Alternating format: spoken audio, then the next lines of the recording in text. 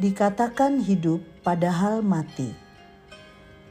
Aku tahu segala pekerjaanmu, engkau dikatakan hidup padahal engkau mati.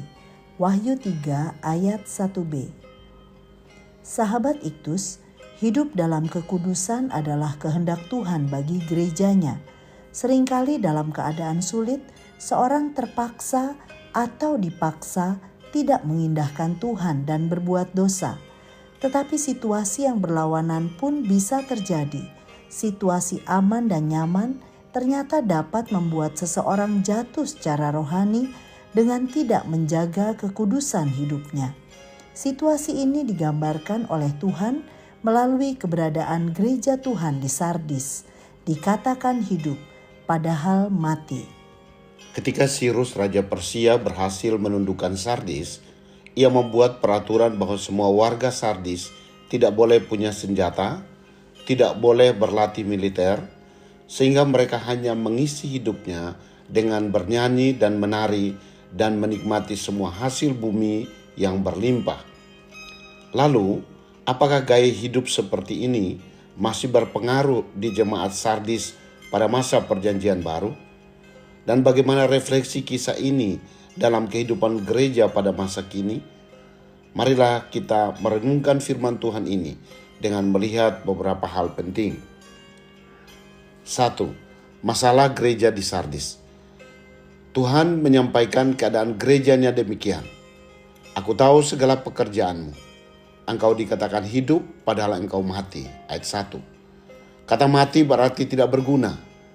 Dari sisi aktivitas tetap bergerak, tetapi mati secara rohani atau menjadi tidak berguna bagi Allah karena tidak taat pada firman Tuhan.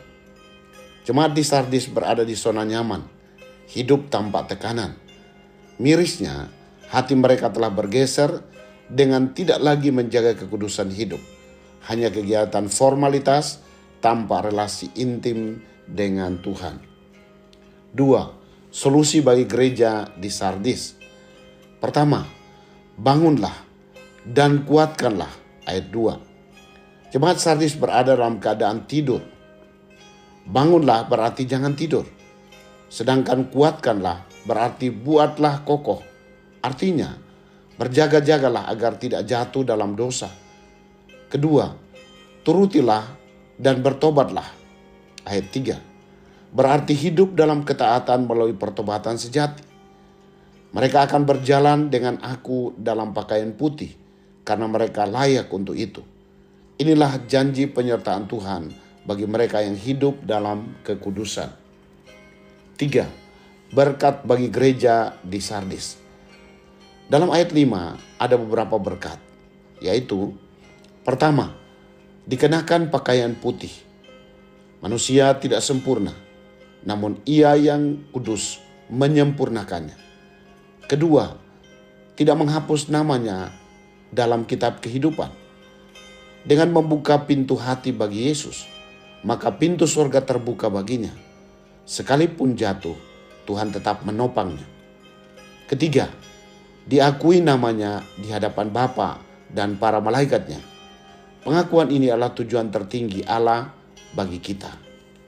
Sahabat Iktus yang dikasihi Tuhan, apakah aku telah hidup melalui pertobatan dalam Yesus?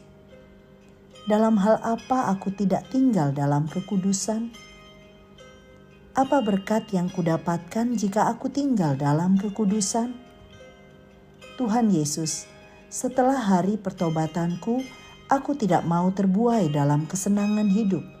Biarlah mataku tetap terbuka, sadar dan berjaga-jaga atas setiap serangan si jahat atau tawaran dunia yang selalu menantikan kejatuhanku. Hanya di dalam firman-Mu aku tetap kuat. Bahkan ketika aku jatuh, Tuhan tetap menopangku untuk bangkit dan berkobar kembali. Ketika aku hidup dalam Tuhan, aku menjadi berguna bagi Tuhan, bagi bangsa Indonesia, bagi gereja, bagi keluarga, hingga waktu kedatangan-Mu. Amin. Hanya Yesus yang membuatku hidup dan hidupku menjadi berguna.